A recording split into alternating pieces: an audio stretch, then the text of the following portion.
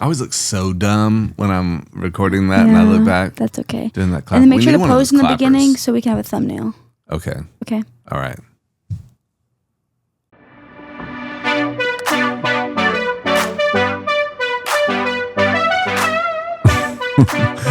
Welcome to Who You Callin' Bro, A podcast about faith, family, and fun. My name is Jay. And I'm his daughter, Anna. And we are back, people. Indeed we are.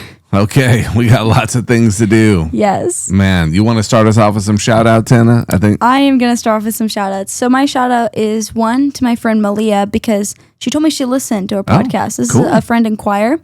My second is going to be to my friend Layla Carter because we were in the car and she asked for a shout-out. Nice. And my third one is my friend Matthew. He's a friend at school and he also listened to the podcast. Okay. So we've got fans. Wow, that's pretty cool. I know. Nice. And that Layla's in your class now, right? She wasn't. Yeah, so Layla was not in this is like my interning class, and she was not, and she switched in there. Praise the Lord. That's awesome. Very cool. Well, for our listeners, this won't make any sense, but for our viewers, you look a little different. So do you want to explain what you got going on? Yeah, so if you can't see me, there's currently a headband that's like a piece of cloth torn off that has written "For His Glory" on it. Love that. And then I have face paint on my face because today at school, I actually didn't really go to any classes. Nice. I spent like 6 hours in this gym learning about how to be a leader and how to have more school spirit and how basically our school spirit's like really lacking and there's no respect in our school. It was a whole thing. It was honestly so much fun. I get to go again tomorrow. Nice. That's super cool. So were they fine with you, like faith messages and stuff? They were fine with that?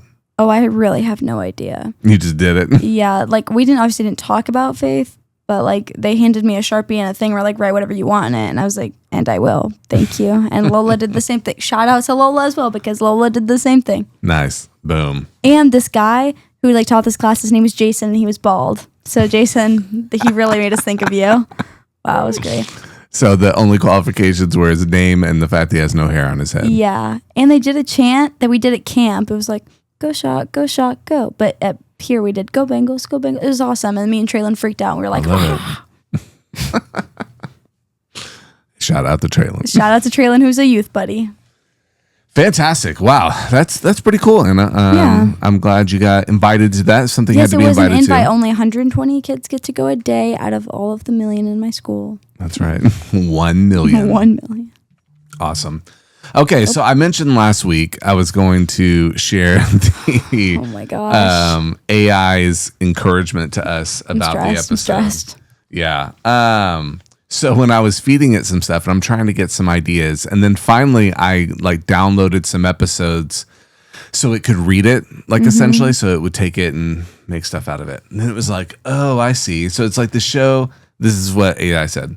The show is really a recorded relationship more than a topic-driven podcast. Dang. That's pretty true. Dang. The subject gives you something to talk about, but the entertaining part is Jay and Anna reacting to each other.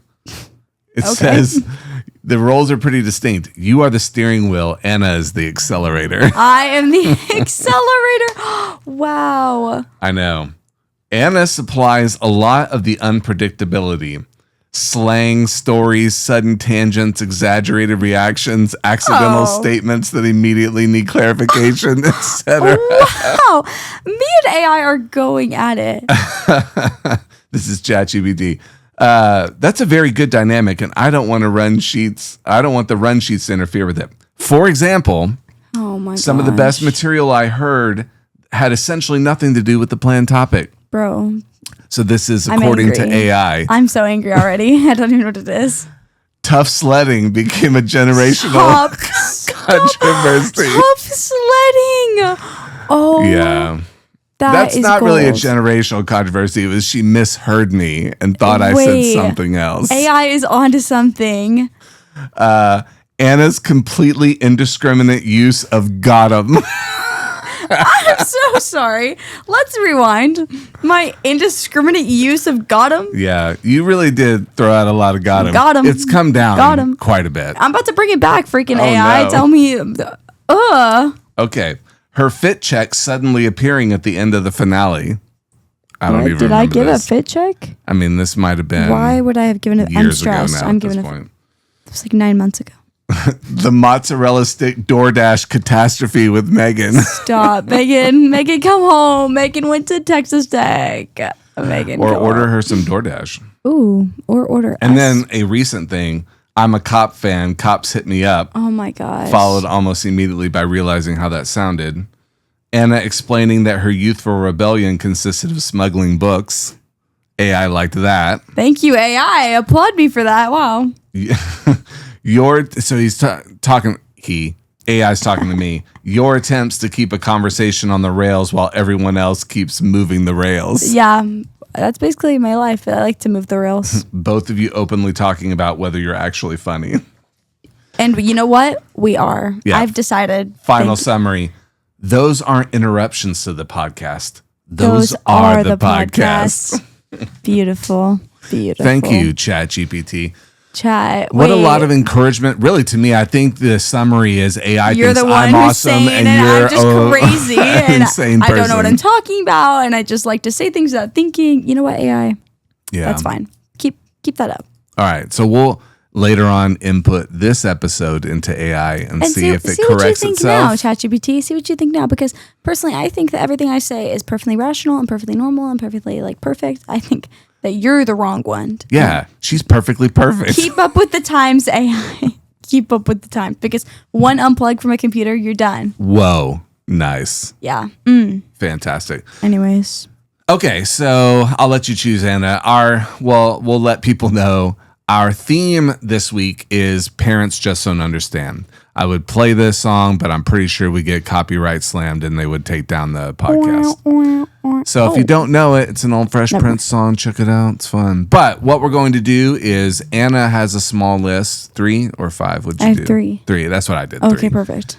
Yeah, so Anna has a list of 3 things that parents just don't understand. And then I have a list in cooperation with her mother of things that kids just don't understand from the parent side. So it's going to be awesome. Loser, lame. So do you want to do that first, or we could get to our bruh moments? Let's do that first. Okay, so we're going to do bruh moments, then we'll do our thing, and we'll go from there. Okay. Okay, yeah. So Anna, you go bruh moment. Okay. Oh, wait. Bruh moment? I was saying doing the teen or the... What, you want to end on the bruh moments? Yeah. Okay, all right. Then we'll do that. All right, so do you want to do all 3 of yours and then I'll do mine, or do you want to each take turns? Let's each take turns. I think like that's that. kind of good, but I'll let you go first. Okay, perfect. My first one is that parents seem to have the struggling concept that guys and girls can be friends. Mm-hmm. And I think that when you're an adult, that does change. You know what I mean? I do feel like as you get older, those relationships do have to look different. But while you're a teenager in high school, everybody is friends with everybody. You don't see it weird. And I've been I feel like everybody makes it weird, and it's just really not. And Okay, so stop making it weird, old people. Yeah, it's it's just not as deep as I think y'all make it. I will say, without getting into specifics, I probably have a better grasp of this than your mother does. I don't know about other adults in your life and how they view those things, but I got you. Yeah. I think I'm all right with that. Thanks. Okay, my first one, curfew. And the more broad category would be protection. That parents have this built-in thing because you were so small and totally dependent upon us. Well, I'm just as a baby, kids, you raise them and they are absolutely 100 dependent, literally for their survival on their parent. And so you have to live in that mode for a long time. So it's hard for that protectiveness to go away. So there's a lot of things that we do that are frustrating to teenagers, like curfew or things like that. I've actually never, have I ever really missed curfew? No. But I mean, I'm just talking about a general attitude about it. One. Yeah. Or other protective things that we might do. I feel like that's teens as a general, because for me, curfew is actually not an issue to me. I don't feel like there's maybe a few times, but curfew's never really been that much of a problem to me. That's probably been true. But as a general rule, just the idea of someone who is you're let me be. Yeah, that leads me into my next one. Okay. My next one is that having privacy does not mean that we are hiding things. Oh. And that there can be privacy without the ill intention. Gotcha. You know what I mean? Yes. And I actually don't even think this is a parent thing. This is just an overall thing. Sometimes privacy does not mean hiding. Okay. So let me ask you, because this sort of is connected to my next one, but not really. So you value privacy? Like to an extent. Like yes, maybe. I don't know. It's cool. Do I? You should. Well, I value like some things. I mean, there's just some things where like if it's not private, then I have to talk about it. And I don't really want to talk about it. Gotcha. You know what I mean? Yeah. And some things I'm just like, this is just for me. But okay. So then my second category that could lead to many different discussions is the general use of screens/devices and how we feel like obviously the younger generation's dependence almost on them is like way out of whack. That to learn that your generation needs to learn almost how to be unplugged. So you value something like privacy, and yet you don't have to tell me who, maybe how many of your friends you guys actually flip and track each other. Bro, but that's like different privacy. You know what I mean? Like, like where you are at every given point of every day is you know what it prevents? a bit much. You know what it prevents? What's that? The generation of people always on their phone, then people won't call me and bother me when I'm not home. They can just be like, hey, I want to talk to this person. Oh, she's not home. Okay, I won't call her right now. I don't believe that for a second. Well, not call, but they'll text or, there's but other not things. Really. Like, I don't know. I feel like a lot of my friends are like, oh, I was going to call you, but I saw you weren't home, so I didn't. And I'm like, period, thank you. That's so weird. I'm sorry. It's weird. No. That's like a whole generation thing. If I were a Snapchat user, which I don't ever plan to be, I'm not a Snapchat fan, but if you have to like turn off your location, so they call it a snap map, and anyone you have added on Snapchat are put into this map, and you can see where they are at any given point. And like, if you have thousands of people added, you can see thousands of people's locations. That's ridiculous. Isn't it great? No. So if your account wasn't private, can you then anybody on Snapchat? Oh, on Snapchat, that's not. You don't have private public accounts. Maybe you can. You can have like influencer accounts, I guess, but like.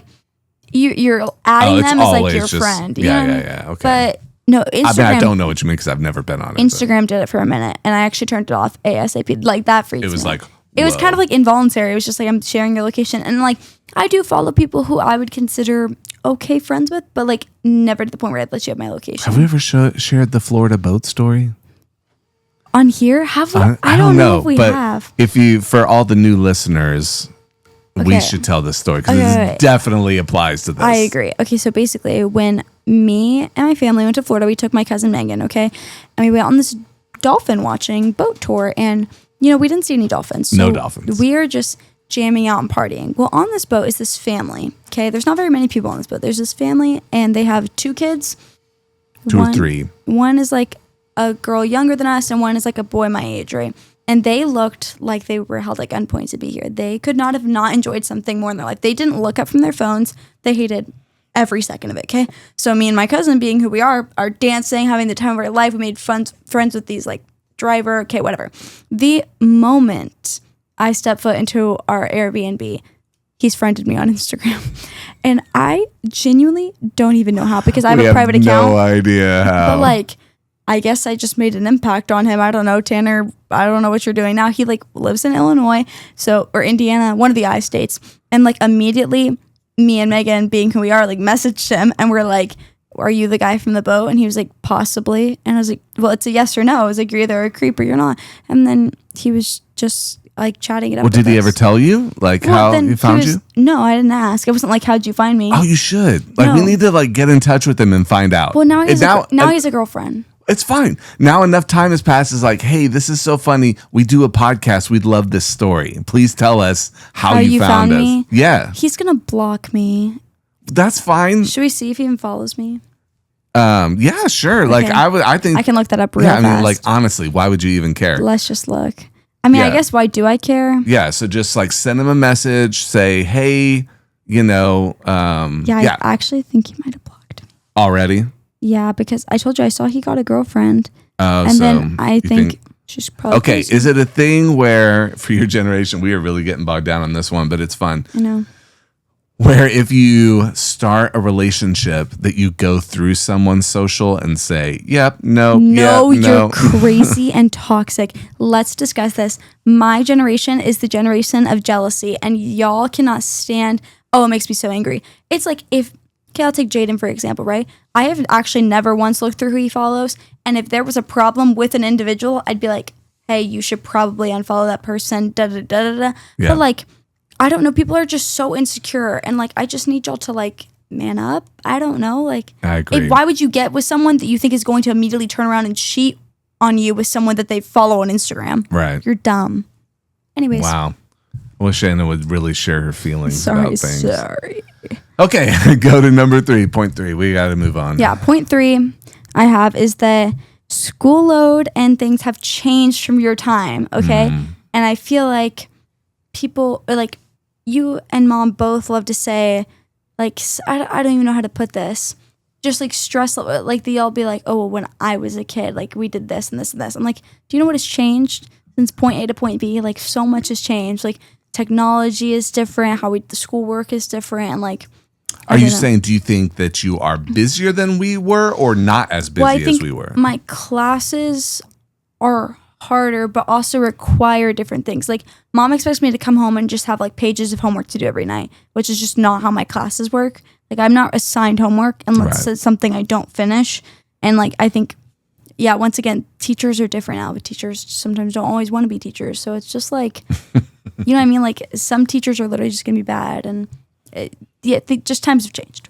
Gotcha. Okay. Or how you access assignments. Like sometimes mom's like, well, just open it. And I'm like, well, fun fact, I can't do that. And yeah. Yeah. I mean, that's certainly fair that there's technological changes and stuff like that. But I mean, yeah, we've had to do everything physically. Like I actually turned in a research paper, which I don't know that you've ever done a research paper. Yes? No? Of course I've done a research paper. Okay. It's hard to know. I typed it on a typewriter. Ew. Like I had to actually physically type it out. That's an ick. Yeah. So no, I am a handwritten. Like you give me my paper. I got a 90 in my economics class because he made me print all my work, and I'm convinced that's the only reason why.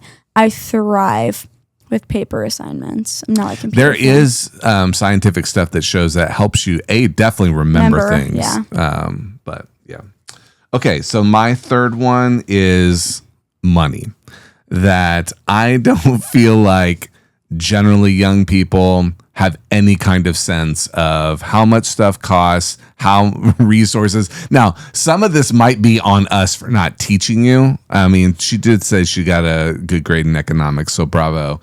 But just like very practical budgeting, hey, this is the real world, This that kind is of true. But to counter that, there's some of it where it's like, it is my money. You know what I mean?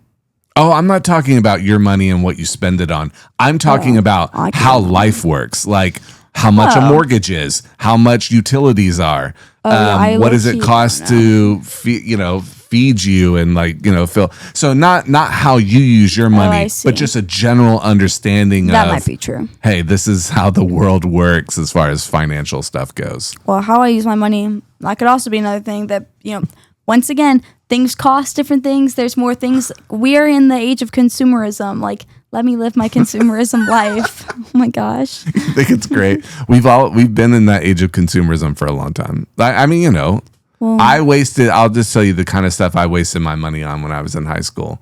So I worked for a drugstore for a while, and then I worked for a Christian bookstore. And so in particular, when I worked for the bookstore, I had so many CDs, which is how we used to get music. Have you ever listened to a CD? Yeah. Okay. We had CDs were at the beginning of my time. They were fading out fully. Okay, gotcha. More digital. So yeah, I had so many CDs. I would buy some books and then going to the movies, eating. There you go. That's what I spent all my. Well, if I try to do that, I get some angry texts being like, "Hey, you shouldn't." Well, now here's the deal.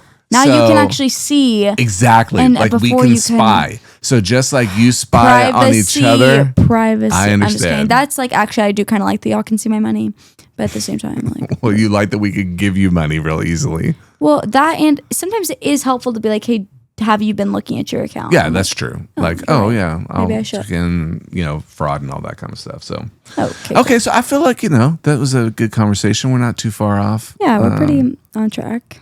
Hopefully that was helpful to people. Yes, parents. Be mindful. Especially the parents. Okay, so let's wrap up with some bruh moments. My bruh moment is going to be okay. So at youth this Wednesday, we were just sitting. It was kind of more chill youth, right? We're just sitting around and we're like relaxing. We're chit chatting, okay. And my youth leader Jason loves to just come up and he likes to be antagonizing, okay. So I went to go punch him, right? And I was like fake punching him, and he literally starts dying laughing. And I was like, "Hello?" It was like, what even is happening, right? So then he makes fun of my punches, okay, and told me it was like the worst punches he's ever seen, right? And I was like, oh really, okay? So I like turn around and I like genuinely tapped him. He throws himself backwards and starts screaming, going, "Anna's hitting me! Anna just pushed me over to the floor." So then everybody runs over and they're like, "What happened? What happened?" I was like, oh my gosh, I was mortified. I was like, Jason's literally lying straight through his teeth. I did nothing to him. I just touched him and he fell over. Nice. Yeah, so as payback, when he went up to do his call to worship, we clapped for him. Did you hear? I did. Yeah. I did. He almost did something to be like, the fun part about being a youth leader is I can make them stand up and do dumb things. And he was like, nah, call to worship's too serious for that. Yeah. We passed that moment for dumb things. I know. Can you do announcements? I would love for someone to do announcements. Anybody in the church, if you want to come to announcements, I hate doing them. Okay, Jason's going to do the announcements, and then he can be like throwing a joke in there. Okay, sounds great. Okay. I love it. Hit him up.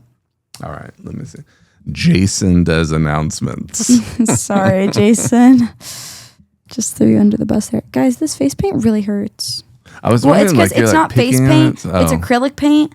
And they just put it on. Are you supposed to put that on your face? No, and they just put it on my skin. And I have really sensitive skin. And it's actually kind of hurt. Yeah. So when this is done, I'm going to take that off. It's going to be so red. I know. That's ridiculous.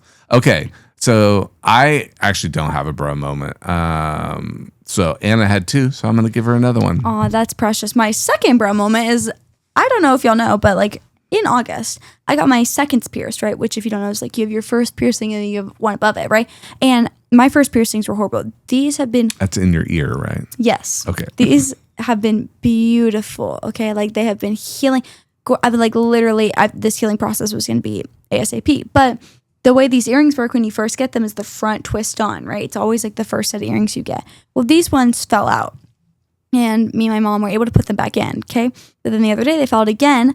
And I couldn't find the like part to put it back on. So then I went into the earring had fallen out. So I went into the bathroom to go like put it back in. And I put it in the first hole, right? Because they'll close in an hour and I wasn't going to be home until an hour. I put it in the first hole and taped it and bandaged it to my ear. And when I got home, just for it to be in the wrong hole, and I had to like basically re-pierce it. And it was ridiculous. Ugh. And now I have new earrings in. Hooray. Nice. This is even more significant because of the traumatic experience that you've had with your ear piercings. Yes. The first time I ever got it pierced was at a Claire's in Oklahoma, and the gun got stuck in my ear, and they just were so chill and chillax about it, and then ended up getting infected, but I wouldn't let anybody touch it. Like, nobody was touching it. So then the skin was starting to grow. It was getting bad, guys. So then thank you, Layla McIntyre, for getting that out of my ear. Nice. Round of applause to her. And then I got them pierced again with Lauren and Carissa. Shout out to y'all. I am in the day of shout outs. I know. This is probably like 10 people. I know, genuinely. And so they took me and I got them done at a tattoo parlor, and it was great. Yeah. So that's where you returned. Yes, I was going to say. And then Aspen got a crazy one. She got a bar, like, so if the helix is the top part of your ear, like that like really thick cartilage part, she has like a bar across my, oh, it looked like it hurt so bad I couldn't do it. But she's so brave. She is so brave. She didn't even like cry.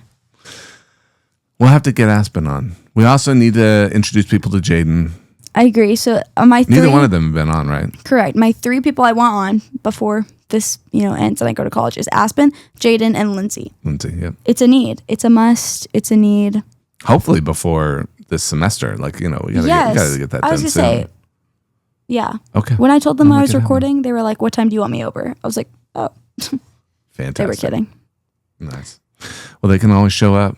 Please. We have done an audience a couple of times. Yeah, we have done some audience. Yeah. It was kind of fun. You've messed with this the entire time. I'm sorry. That we have I need recording. it off. I need it off. Well, let's wrap up. Hey, thanks for checking us out. Not Stop. I don't even know why you're laughing. I'm just so depressed. Oh man, sorry. Is this the sad one? No. No. That one. Oh, my bad. All right. Hope you guys have a great week. Give us some feedback. We've got a trip coming up soon, so that'll be cool. We might be vlogging. Yeah, we'll see. Trip. We'll see. All right. Y'all have a great week. Thank you for listening. Who You Callin' Bruh is a Jam Pastor Jay production. All writing, content, and production is done by Jay and Anna Beerley. Our opening and closing track is Feel It by Matias Ruiz. You can find more wonderful tracks at worshipstart.com. This podcast is hosted on Substack at jampastorj.substack.com.